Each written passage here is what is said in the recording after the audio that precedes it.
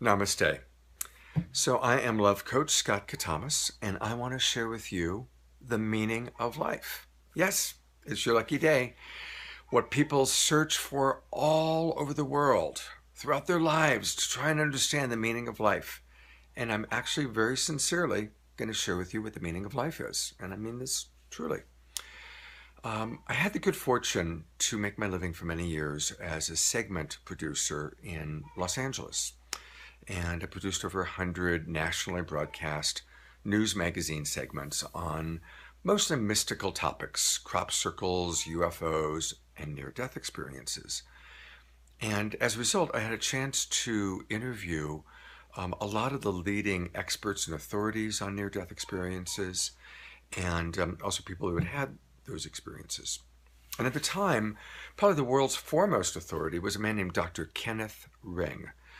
He was a clinical psychologist out of the University of Connecticut. He was very well funded, and he had spent 10 years traveling all over the world interviewing people who had had legitimate near-death experiences.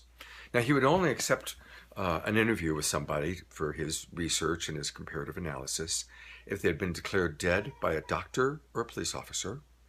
They had to have been dead for at least 20 minutes.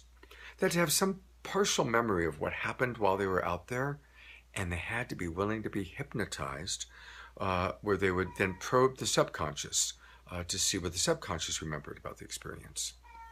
And when I first interviewed him, he had already done 300 cases of people, black, brown, yellow, white, Christians, Jews, atheists, all imaginable cultures, backgrounds, belief systems, looking for commonality.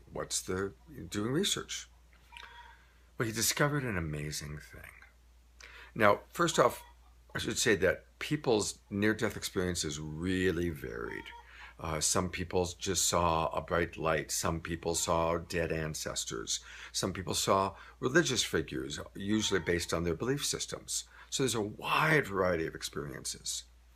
But where there was one commonality, an incredible commonality, was that every single person, regardless of their age, their race, their culture, their belief system, if they had an experience while they were out there of being shown the meaning of their life, or in some cases remembering the meaning of their life, it was always a variation on the same theme. The meaning of life is to learn to love, starting with ourselves.